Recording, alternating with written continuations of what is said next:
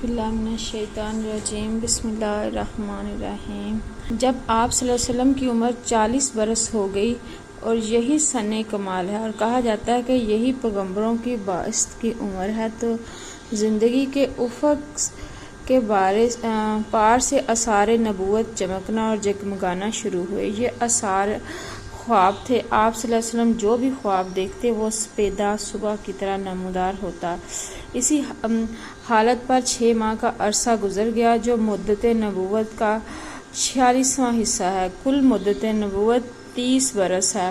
اس کے بعد جب حرا میں خلوت نشینی کا 3 سال آیا تو اللہ تعالیٰ نے چاہا کہ روئے زمین کے باشندوں پر اس کی رحمت کا فیضان ہو، چنانچہ اس نے آپ صلی اللہ علیہ وسلم کو نبوت سے مشرف کیا اور حضرت جبرائیل علیہ السلام قرآن مجید کی جید آیات لے کر آپ صلی اللہ علیہ وسلم کے پاس تشریف لائے۔ دلائل و قرآن پر ایک جامع نگاہ ڈال کر حضرت جبرائیل علیہ السلام کی تشریف آوری کے اس واقعے کی تاریخ متعین کی جا سکتی ہے۔ ہماری تحقیق کے مطابق یہ واقعہ رمضان المبارک کی 21 تاریخ کو دوشنبہ کی رات میں پیش آیا۔ اس روز اگست کی 10 تاریخ تھی اور 610 سن عیسوی تھا۔ قمری حساب سے نبی صلی اللہ علیہ وسلم کی عمر 40 سال 6 مہینے 12 دن اور شمسی حساب سے 29 سال 3 مہینے اور 22 دن تھی۔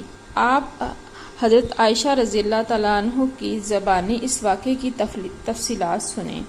یہ انوار لاہوت کا ایک ایسا شعلہ تھا جس سے کفر و ضلالت کی تاریخیاں چھڑتی چلی گئیں، یہاں تک کہ زندگی کی رفتار بدل گئی اور تاریخ کا رخ پلٹ گیا۔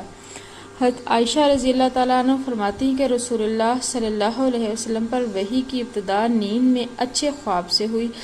آپ جو بھی خواب دیکھتے وہ سپیدہ صبح کی طرح نمودار ہوتا۔ پھر آپ صلی اللہ علیہ وسلم کو تنہائی محبوب ہوگی، چنانچہ آپ صلی اللہ علیہ وآلہ وسلم غار حرا میں خلوت اختیار فرماتے اور کئی رات گھر تشریف لائے بغیر مصروف عبادت رہتے۔ اس کے لیے آپ صلی اللہ علیہ وسلم توشہ لے جاتے، پھر توشہ ختم ہونے پر حضرت خدیجہ رضی اللہ تعالیٰ عنہ کے پاس واپس آتے اور تقریباً اتنے ہی دنوں کے لیے پھر توشہ لے جاتے، یہاں تک کہ آپ کے پاس حق آیا اور آپ صلی اللہ علیہ وسلم غار حرا میں تھے، یعنی آپ صلی اللہ علیہ وسلم کے پاس فرشتہ آیا۔ اس نے کہا پڑھو۔ آپ صلی اللہ علیہ وسلم نے فرمایا میں پڑھا ہوا نہیں ہوں۔ آپ صلی اللہ علیہ وسلم فرماتے ہیں کہ اس پر اس نے مجھے پکڑ کر اس زور سے دبایا کہ میری قوت نہ جوڑ دی، پھر چھوڑ کر کہا پڑھو۔ میں نے کہا میں پڑھا ہوا نہیں ہوں۔ اس نے دوبارہ پکڑ کر دبوچا، پھر چھوڑ کر کہا پڑھو۔ میں نے کہا میں پڑھا ہوا نہیں ہوں۔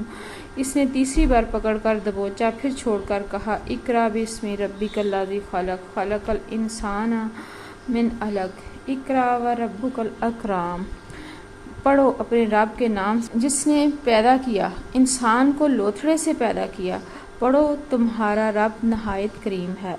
ان آیات کے ساتھ رسول اللہ صلی اللہ علیہ وسلم پلٹے۔ آپ صلی اللہ علیہ وسلم کا دل دھک دھک کر رہا تھا۔ حضرت خدیجہ رضی اللہ تعالیٰ عنہ بنت خولید کے پاس تشریف لائے اور فرمایا مجھے چادر اڑا دو، مجھے چادر اڑا دو۔ انہوں نے آپ صلی اللہ علیہ وسلم کو چادر اڑا دی، یہاں تک کہ خوف جاتا رہا۔ اس کے بعد آپ صلی اللہ علیہ وسلم نے حضرت خدیجہ رضی اللہ تعالیٰ عنہ کو واقعہ کی اطلاع دیتے ہوئے فرمایا یہ مجھے کیا ہو گیا ہے، مجھے تو اپنی جان کا ڈر لگتا ہے۔ حضرت خدیجہ رضی اللہ تعالیٰ عنہ نے کہا قطعاً نہیں، باخدا آپ صلی اللہ علیہ وسلم کو اللہ تعالیٰ رسوا نہ کرے گا۔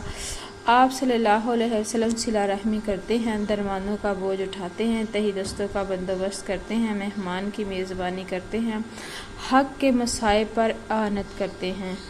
اس کے بعد حضرت خدیجہ رضی اللہ تعالیٰ عنہ آپ کو اپنے چچیرے بھائی ورقہ بن نوفل بن اسد بن عبد العزیٰ کے پاس لے گئیں۔ ورقہ دور جاہلیت میں عیسائی ہو گئے تھے اور عبرانی میں لکھنا جانتے تھے، چنانچہ عبرانی زبان میں حسب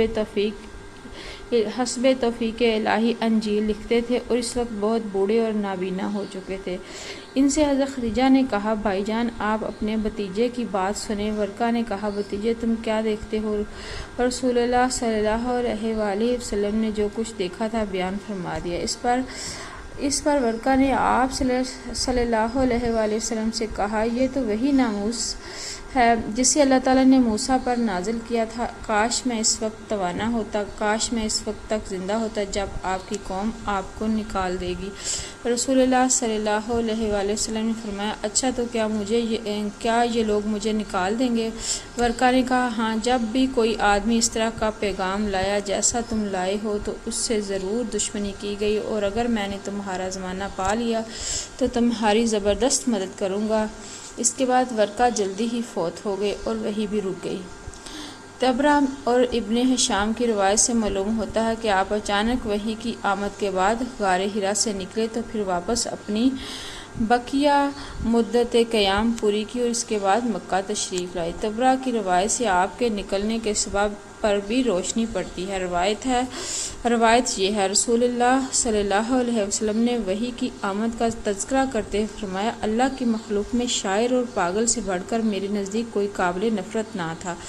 میں شدت نفرت سے ان کی طرف دیکھنے کی تاب نہ رکھتا تھا۔ اب جو وحی آئی تو میں اپنے جی میں کہا کہ یہ تو نکارہ، یعنی خود آپ شاعر اور پاگل ہیں۔ میرے بارے میں قریش ایسی بات کبھی نہ کہہ سکیں گے۔ میں پہاڑ کی چوٹی پر جا رہا ہوں، وہاں سے اپنے آپ کو نیچے لڑکھڑا دوں گا اور اپنا خاتمہ کر لوں گا، ہمیشہ کے لیے راحت پا جاؤں گا۔ آپ صلی اللہ علیہ وسلم فرماتے ہیں کہ میں یہی سوچ کر نکلا، جب بیچ پہاڑ پہنچا تو آسمان سے ایک آواز سنائی دی، اے محمد صلی اللہ علیہ وسلم، تم اللہ کے رسول ہو اور میں جبریل ہوں۔ آپ صلی اللہ علیہ وسلم کہتے ہیں کہ میں نے آسمان کی طرف اپنا سر اٹھایا، دیکھا تو جبریل علیہ السلام ایک آدمی کی شکل میں افق کے اندر پاؤں جمائے کھڑے ہیں اور کہہ رہے ہیں کہ اے محمد صلی اللہ علیہ وسلم، تم اللہ کے رسول ہو اور میں جبریل ہوں۔ آپ صلی اللہ علیہ وسلم فرماتے ہیں کہ میں وہیں ٹھہر کر جبریل کو دیکھنے لگا اور اس شغل نے مجھے میرے ارادے سے غافل کر دیا۔ اب میں نہ آگے جا رہا تھا نہ پیچھے، البتہ اپنا چہرہ آسمان کے افق میں گھما رہا تھا اور اس کے جس گوشے پر بھی میری نظر پڑتی جبرائیل علیہ السلام اسی طرح دکھائی دیتے تھے۔ میں مسلسل کھڑا رہا، نہ آگے بڑھ رہا تھا نہ پیچھے، یہاں تک کہ خدیجہ رضی اللہ تعالیٰ عنہا نے میری تلاش میں اپنے قاصد بھیجے۔ وہ مکہ تک جا کر پلٹ آئی، لیکن میں اپنی جگہ کھڑا رہا۔